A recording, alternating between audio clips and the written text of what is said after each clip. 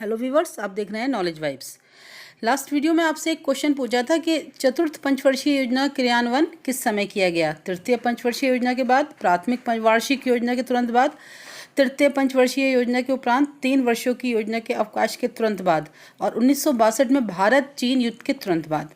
तो देखिए, चतुर्थ या फोर्थ 5 ईयर प्लान था, उसका क्रियान्वयन थर्ड 5 ईयर प्लान के 3 साल के योजना अवकाश के बाद किया गया था। ऑप्शन नंबर सी यहाँ पर राइट आंसर है। जो थर्ड प्लान था वो 1966 में एंड हुआ और फोर्थ 1969 में स्टार्ट हुआ। ये बीच के जो 3 साल थे ये खाली नहीं थे, इनमें 3 वार्षिक योजनाएं चलाई गई थी। मोस्टली सभी बच्चों ने इस क्वेश्चन का राइट आंसर दिया है। अब शुरू करते हैं आज का वीडियो।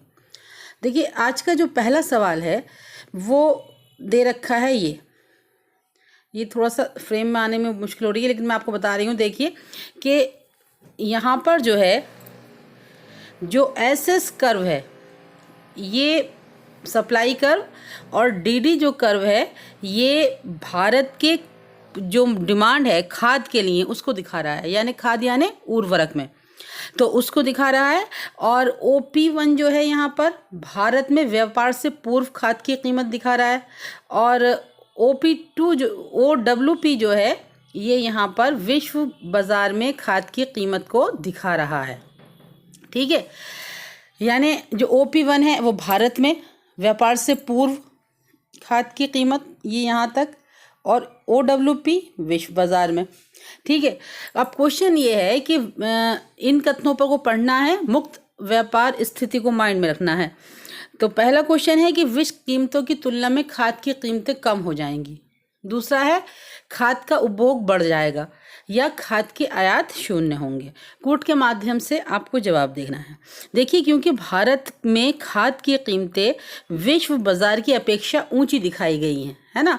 ये OWP विश्व बाजार और OP1 भारत में तो ज़्यादा है भारत में, इसलिए मुक्त व्यापार की स्थिति में भारत खाद का आयात करेगा। जो चीज़ बाहर सस्ती है और घर में महंगी है तो उस चीज़ को बाहर से इंपोर्ट किया जाएगा। ठीक है, जिससे खाद की कीमतें गिर जाएंगी और उसका जो है उपभोग फलन या उपभोग उसका बढ़ जाएगा। तो यहाँ पर इस हिसाब से ऑप्शन नंबर 1 और 2 सही होंगे और कूट में ऑप्शन ए सही होगा। ठीक है, 1 और 2 सही हैं। खाद के आयात शून्य नहीं होंगे, खाद के आयात बढ़ेंगे। जिस भी चीज़ की कीमतें विश्व बाज़ार में कम हो और हमारे यहाँ ज़्यादा हो तो उन चीज़ों को आयात करने में देश को फ़ायदा होता है। ठीक है, इसके बाद अगला क्वेश्चन है कि भारत जैसे सघन जनसंख्या वाले देश में घटती हुई मृत्यु दर के साथ जनसंख्या की उच्च दर का परिणाम क्या होगा। देखिए, भारत में जो डेंसिटी है पॉपुलेशन की वो बहुत ज़्यादा है, मतलब घनत्व का मतलब होता है कि 1 वर्ग किलोमीटर में कितने लोग रह रहे हैं, तो बहुत घनी बसावट है यहाँ पर। और मृत्यु दर जो है वो कम होती चली जा रही है। क्यों? क्योंकि हमारे यहाँ जो स्वास्थ्य सेवाएं हैं उनका विकास हो रहा है और जनसंख्या की उच्च दर बनी हुई है। रीज़न कि हम उसको कंट्रोल करने में नाकाम हैं। तो ऐसी स्थिति में क्या होगा? दीर्घकाल में संतुलित जनसंख्या वृद्धि हो जाएगी, आर्थिक दृष्टि से सक्रिय जनसंख्या में वृद्धि हो जाएगी, तीव्र आर्थिक विकास होगा, यह आश्रितता का भार बढ़ेगा। तो देखिए, ऑप्शन नंबर डी सही है। जब मृत्यु दर निम्न हो और जनसंख्या की जो जन्म दर है वो उच्च हो तो लगातार जनसंख्या बढ़ती चली जाएगी और जो इकोनॉमी है, जो भारत के संसाधन हैं, उसका जो आश्रित लोग हैं उनके भार बढ़ जाएंगे। और जो वृद्धि है वो गैर कामगार वर्ग में आती है, क्योंकि पैदा जो हैं वो बच्चे होते हैं और 18 साल के होने में उन्हें 18 वर्ष लगते हैं। ठीक है, और वृद्धों की संख्या भी इससे बढ़ जाएगी। जब जन्म दर बढ़ेगी तो बच्चे बढ़ गए और जब मृत्यु दर घटेगी तो बूढ़े बढ़ गए। तो ऐसी स्थिति में बच्चे और बूढ़े बढ़ते हैं। जो गैर कामगार वर्तमान समय में, रिसेंट टाइम में, जिस टाइम के लिए बात हो रही हो, जनसंख्या होती है और आश्रितों की भार इकोनॉमी पे बढ़ा देता है। इसके बाद अगला क्वेश्चन है कि भारतीय अर्थव्यवस्था में स्थिर कीमतों 1993-94 की कीमत स्तर को 100 मानते हुए एनएनपी में वार्षिक औसत विकास दरों का अनुभव किया गया। 5वीं, 6ठी, 7वीं, 8वीं योजनाओं का इन वार्षिक दरों के सही अवरोही क्रम में लगाइए। तो देखिए यहाँ पर जो है आपको वो लगाना है कि कौन सी पंचवर्षीय योजना में विकास की दर क्या थी। इन सबको आपको अवरोही क्रम में लगाना है, यानी आपको जो लगाना है ये डिसेंडिंग ऑर्डर में लगाना है। ऊपर से जो सबसे ज़्यादा रही जिसमें विकास दर वो सबसे ऊपर। तो इस क्वेश्चन को हल करने के लिए आपको मालूम होना चाहिए कि विभिन्न पंचवर्षीय योजनाओं में विकास की दरें क्या रहीं। तो देखिए 5वीं पंचवर्षीय योजना थी, उसमें विकास की दर क्या थी। जो 5th था प्लान उसमें 4.9% थी। ये वैसे ही पूछ लिए जाते हैं, याद रखने चाहिए। 5वीं पंचवर्षीय योजना में 4.9, 6ठी योजना में जो था आपका 5.4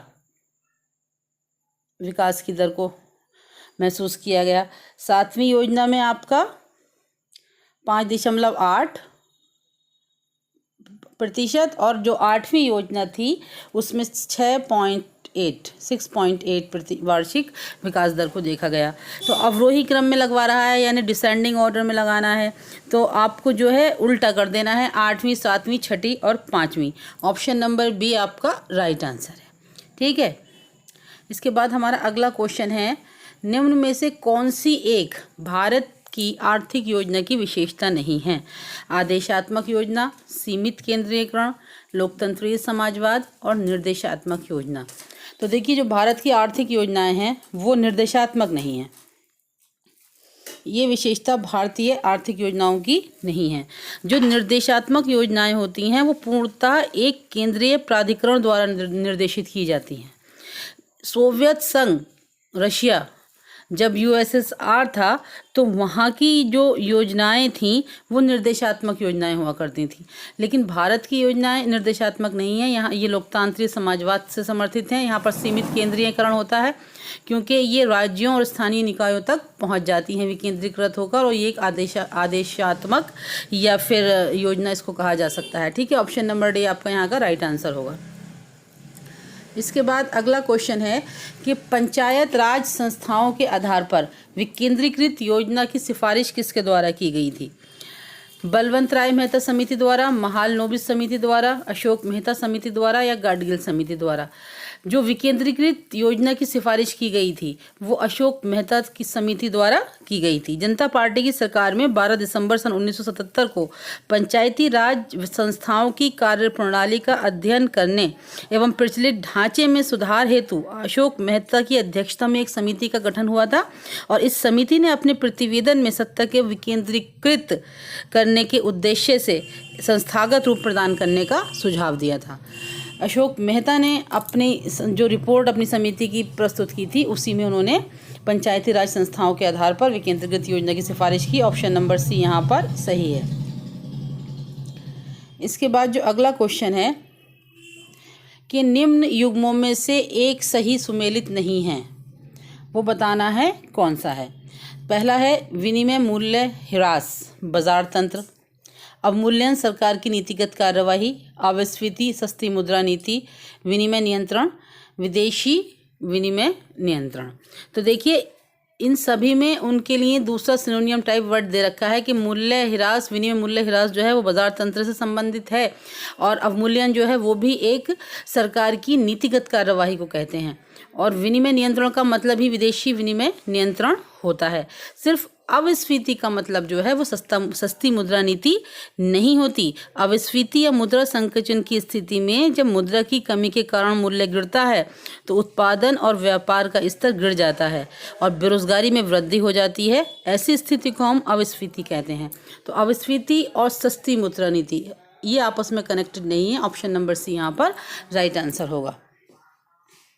इसके बाद नेक्स्ट है कि निम्न में से कौन सा एक 1991 की भारत औद्योगिक नीति का तत्व नहीं है। प्रवेश अवरोधों को हटाया गया, केवल सार्वजनिक क्षेत्र के लिए आरक्षित क्षेत्रों का आरक्षण किया गया, ऊर्जा विकास के लिए सार्वजनिक क्षेत्र का एकाधिकार और विदेशी निवेश नीति का उदारीकरण। तो देखिए यहाँ पर ऑप्शन नंबर सी सही है। भारत की जो नई औद्योगिक नीति है उसके तहत सार्वजनिक क्षेत्र की भूमिका को हटा दिया गया और 1956 की औद्योगिक नीति में 17 उद्योग सार्वजनिक क्षेत्र के लिए आरक्षित थे, जो 1998 तक घटकर 4 में सीमित हो गए थे। किंतु 2001 में जो नीति आई उसमें सिर्फ 3 उद्योग सार्वजनिक क्षेत्र के लिए छोड़े गए हैं। परमाणु ऊर्जा से संबंधित खनिज एवं अन्य क्षेत्र, रेल परिवहन सार्वजनिक क्षेत्र के लिए आरक्षित रखे गए हैं। समझ गए। इस वक्त सार्वजनिक क्षेत्र के लिए केवल 3 क्षेत्र हैं, परमाणु ऊर्जा से संबंधित खनिज और रेल परिवहन। और जो ट्रेन है उसका भी अब धीरे धीरे प्राइवेटाइजेशन होता जा रहा है। तो यहाँ पर ऑप्शन नंबर सी आपका राइट आंसर होगा। बाकी प्रवेशों जो अवरोध थे उन्हें हटाया गया है और सार्वजनिक क्षेत्र के लिए आरक्षित क्षेत्रों को आरक्षण चाहे वो कम ही रहे हैं वो भी रहा है, और विदेश निवेश नीति का भी उदारीकरण कर दिया गया है, जिसके परिणाम स्वरूप आप देख रहे हैं कि जो विदेशी कंपनीज़ हैं वो यहाँ पर बहुत ज़्यादा इन्वेस्ट कर रही हैं। एफडीआई एकदम से भारत का बढ़ गया है और पिछली तिमाही में काफ़ी ज़्यादा इसमें वृद्धि दर्ज की गई है। ऑप्शन नंबर सी यहाँ पर राइट आंसर है। अगला है सूची 1 और सूची 2 को सुमेलित करना है, यानी कि कौन इसमें से जो सन दे रखे हैं उनमें से जो संस्थाएं दे रखी हैं वो उनका उनके साथ मिलान करना है। सबसे पहले है 1947, सामने लिखा है ब्रिटेन वुड्स समझौता। 1957 आईएमएफ द्वारा एसडीआर का सृजन। 1964 गेट पर हस्ताक्षर। 1970 ईईसी की स्थापना और अंकडॉट की स्थापना। तो देखिए यहाँ पर जो आपका राइट आंसर होगा, कोटों के आधार पर आपको आंसर देना है। तो आपको देखिए सन 1947 पर गेट पर हस्ताक्षर हुए थे, ठीक है। और उसके बाद जो है 1957 में ईईसी की स्थापना हुई थी और 1964 में अंकटॉड की स्थापना की गई।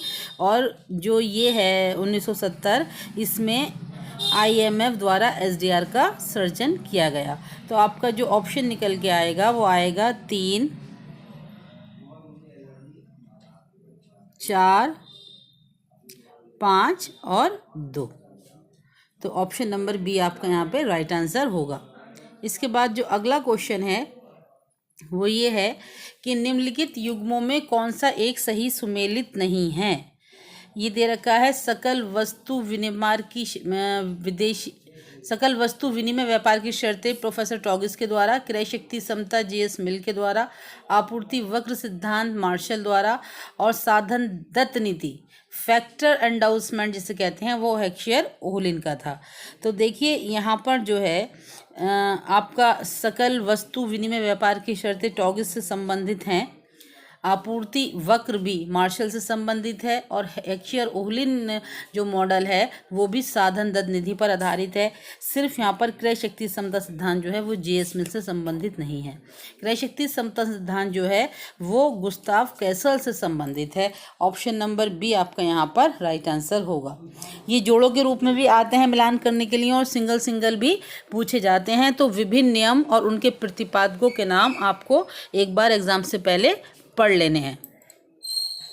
इसके बाद अगला क्वेश्चन है कि निम्नलिखित में से किस वित्त आयोग ने केंद्रीय कर राजस्व से राज्यों को 29.5% भाग की सिफारिश की थी? 8वें, 10वें, 9वें या 11वें? तो देखिए जो 11वां वित्त आयोग था उसकी सिफारिश थी कि विभाजनीय केंद्रीय करों और शुल्कों के निवल राजस्व का 28% राज्यों को हस्तांतरित कर दिया जाए। इसके अतिरिक्त चीनी, तंबाकू और टेक्सटाइल पर बिक्री कर न लगाने के एवज में केंद्रीय कर का राजस्व का 1.5% भाग राज्यों को हस्तांतरित कर दिया जाए। इस प्रकार विभाज्य केंद्रीय करों से प्राप्त निवल राजस्व 29.5% भाग राज्यों को देने की इन्होंने बात की थी। तो ये थी 11वां वित्त आयोग। ऑप्शन नंबर डी आपका राइट आंसर है। जन उपयोगी सेवाओं में उचित प्रतिफल कीमत निर्धारण का तात्पर्य है कीमत विभेद नीति या लागत कीमत निर्धारण या औसत लागत कीमत निर्धारण या अनुकूलतम उत्पाद कीमत निर्धारण। तो आपसे पूछा गया है कि जन उपयोगी सेवाओं में उचित प्रतिफल कीमत निर्धारण का तात्पर्य क्या है? तो देखिए, जो जन उपयोगी सेवाएं हैं वहाँ पर अनुकूलतम उत्पाद कीमत निर्धारण सबसे बेहतर रहेगा, क्योंकि ये योजना प्राधिकरण के लिए इस बात में सहायक है कि ये परियोजना के लाभों और लागतों के वर्तमान मूल्यों के मध्य के अंतर को अधिकतम करने, अनुकूलतम साधन आवंटन उपलब्ध करने के लिए सही निवेश निर्णय कर सके। समझ गए? तो विभेद कीमत भी जीवन जन उपयोगी नहीं है, लागतों को ध्यान में रखकर करेंगे तब भी जन उपयोगी नहीं है, औसत लागत भी।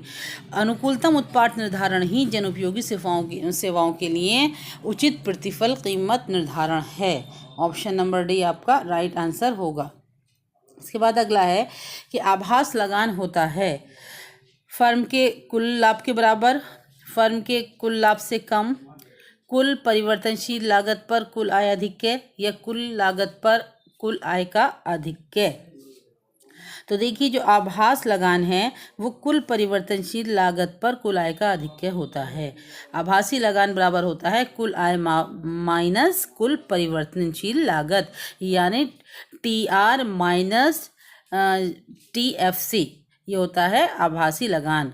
ये धारणा प्रोफेसर मार्शल ने दी। उनके अनुसार आभासी लगान उस अनिश्चित आय को कहते हैं जो उत्पादन के साधनों की पूर्ति अल्पकाल में सीमित होने के कारण होती है। इसलिए जो आभास लगान है वो कुल परिवर्तनशील लागत पर कुल आय का अधिक्य होता है। ऑप्शन नंबर सी आपका जो है वो राइट आंसर है।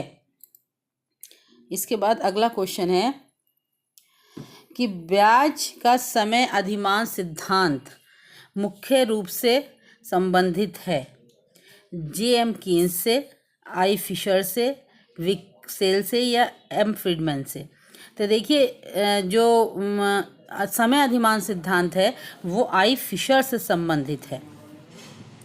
ठीक है, ब्याज का समय अधिमान सिद्धांत फिशर ने प्रतिपादित किया, जो बाम-बारकर के एनजीओ सिद्धांत का एक संशोधित रूप है। ठीक है, ऑप्शन नंबर सी इसका जो है राइट आंसर होगा। इसके बाद अगला है, भारत में M2 मुद्रा पूर्ति की माप में शामिल है। क्या क्या शामिल होता है M2 की मुद्रा पूर्ति की माप में? तो देखिए, M2 जो होता है वो होता है M1 प्लस डाकघरों एवं व्यापारिक बैंकों की बचत जमाएं। इसमें आपका ऑप्शन नंबर जो है सही हो जाएगा सी। ठीक है, जो M1 है वो तरल मुद्रा है जो व्यक्ति अपनी जेब में नोट या करेंसी के रूप में घूमते हैं। ठीक है, और इसमें जितना भी होता है वो बहुत सबसे ज़्यादा लिक्विडिटी पाई जाती है M1 में, जो तुरंत खर्च करने के काबिल होती है। और जो M2 होता है उसमें डाकघरों की बचत जमाएं या व्यापारिक बैंकों की बचत जमाएं शामिल होती हैं। यहाँ पर ऑप्शन नंबर बी में व्यापारिक बैंकों की सावधि जमाएं हैं जो उसमें शामिल नहीं होती हैं, लेकिन डाकघरों की जो बचत जमाएं हैं वो इसमें शामिल होती हैं। ऑप्शन नंबर सी आपका यहाँ पर राइट आंसर होगा। इसके बाद अगला क्वेश्चन है, स्फीति संबंध प्रतिरोध स्टैगफ्लेशन से क्या तात्पर्य है? स्टैगफ्लेशन का मतलब पूछा है। तो देखिए, स्टैगफ्लेशन या गतिहीन स्फीति एक विरोधकारी स्थिति का सूचक होती है जिसमें बेरोजगारी भी पाई जाती है और मुद्रा स्फीति की भी ऊंची दर पाई जाती है। जहां बेरोजगारी और मुद्रा स्फीति दोनों बढ़ी हुई रहती हैं, उच्च दर में होती हैं, वो स्टैगफ्लेशन या स्फीति संबंध गतिरोध कहलाते हैं। इसे गतिहीन स्फीति भी कहते हैं। ऑप्शन नंबर एक आपका राइट आंसर है। इसमें बेरोजगारी भी बढ़ेगी और मुद्रास्फीति भी बढ़ेगी। इसके बाद जो अगला क्वेश्चन है कि वो है, आर्थिक विकास प्रक्रिया से तात्पर्य है समयोपरि राष्ट्रीय आय में वृद्धि, प्रति व्यक्ति आय एवं जीवन स्तर में वृद्धि, संपूर्ण जनसंख्या में पूर्ण रोजगार वृद्धि, अर्थव्यवस्था में संरचनात्मक परिवर्तनों के साथ राष्ट्रीय आय में वृद्धि। तो देखिए, जो आर्थिक विकास की प्रक्रिया का सही मतलब होता है कि अर्थव्यवस्था में संरचनात्मक परिवर्तनों के साथ साथ राष्ट्रीय आय में भी वृद्धि हो। आर्थिक विकास जो होता है और आर्थिक समृद्धि ये अलग अलग वर्ण हैं, लेकिन आर्थिक विकास जो है आर्थिक समृद्धि से ज़्यादा व्यापक अवधारणा है। इसके अंतर्गत न केवल राष्ट्रीय आय की वृद्धि वांछित है, वरन साथ ही साथ जनसंख्या, आय वितरण, स्वास्थ्य, परिवहन जैसे संरचनात्मक परिवर्तनों की भी अपेक्षा की जाती है। ऑप्शन नंबर डी आपका राइट आंसर होगा। इसके बाद अगला है कि निम्न में से किस एक के साथ तरलता जाल का मूल है। मतलब जो तरलता जाल है प्रोफेसर कीन्स ने दिया है, तो उसमें से उसका मूल किससे जुड़ा हुआ है? उपभोग फलन से, उत्पादन फलन से, मुद्रा मांग फलन से या श्रम के फलन से, श्रम मांग फलन से। तो देखिए तरलता जाल की अवधारणा है वो प्रोफेसर कीन्स ने दी और ब्याज की तरलता अधिमान सिद्धांत में उन्होंने इसका वर्णन किया है। ये मुद्रा मांग का वक्र पूर्णतः लोचदार हो जाने को दर्शाता है। जो मुद्रा मांग होती है उसका वक्र जब पूर्णतः नीचे आके लोचदार हो जाता है, उस स्थिति को तरलता जाल कहा गया है। तो यहाँ पर मुद्रा का मांग फलन जो है आपका राइट आंसर होगा। ऑप्शन नंबर सी आपका सही होगा। इसके बाद अगला है कि निम्न में से विदेशी मुद्रा आरक्षित निधि का भाग नहीं है। स्वर्ण, एसडीआर, विदेशी मुद्रा परिसंपत्तियां, बैंकों एवं निगमित इकाइयों द्वारा रखी गई विदेशी मुद्रा एवं प्रतिभूतियां। क्वेश्चन है कि भारत में मुद्रा आरक्षित निधि का भाग नहीं है। तो देखिए जो मुद्रा आरक्षित निधि है वो बैंकों द्वारा, निगमित निकायों द्वारा रखी गई विदेशी मुद्रा एवं प्रतिभूतियां नहीं है। ऑप्शन नंबर डी आपका सही है। बाकी विदेशी मुद्रा परिसंपत्तियां, एसडीआर्स और जो सोना है या गोल्ड है वो सभी विदेशी मुद्रा आरक्षित निधि का भाग हैं। इसके बाद अगला क्वेश्चन है और वीडियो का लास्ट क्वेश्चन भी है कि कीमत सूचकांक का उद्देश्य निम्न में से किसमें परिवर्तन को मापना है? जीवन स्तर को, मुद्रा में स्वर्ण तत्व को, मुद्रा की क्रय शक्ति को या उत्पादन करने की क्षमता को। तो देखिए कीमत सूचकांक जो है वो मुद्रा की क्रय शक्ति का प्रतिलोम होता है। जब मुद्रा की क्रय शक्ति अधिक होती है तो कीमत स्तर कम हो जाता है और इसका उल्टा भी होता है। कीमत सूचकांक मुद्रा की क्रय शक्ति के परिवर्तनों को मापता है। यहाँ पर जो है ऑप्शन नंबर सी आपका राइट आंसर होगा। ये था हमारा वीडियो। अगर लाइक करें अगर पसंद आया हो, और शेयर भी करें और चैनल को करें सब्सक्राइब। लास्ट वीडियो में एक क्वेश्चन पूछा गया था कि एसडीआर को दूसरे किस नाम से जानते हैं। ऑप्शन में कागजी सोना भी था और बही खाते में प्रविष्ट प्रवृत्तियां भी थी। तो किसी ने कमेंट किया है कि वो बही खाते में प्रविष्ट प्रवृत्तियों को कहते हैं। तो जो एसडीआर है वो बही खाते में प्रविष्टि के रूप में लिखा जाता है, लेकिन उस क्वेश्चन में पूछा गया है कि उससे दूसरा कौन सा नाम उसमें प्रचलित है। तो एसडीआर को कागजी सोना ही कहते हैं और कागजी मुद्रा भी होती है वो। तो वहाँ पर ऑप्शन नंबर जो ए है वही सही होगा। वो बही खाते में लिखा जाता है लेकिन उसका नाम वो नहीं है, उस रूप से वो प्रचलित नहीं है। क्वेश्चन के अकॉर्डिंग ही आंसर देना होता है। और आज का एक क्वेश्चन जो आप लोगों के लिए है वो है कीन्स के अनुसार मुद्रा की अपेक्षी मांग निम्न में से एक का फलन है। और ब्याज की दर, बचत का स्तर, आय का स्तर या उत्पादन का स्तर। इन चारों में से जो भी ऑप्शन सही हो आपके हिसाब से उसको कमेंट बॉक्स में ज़रूर बताएं।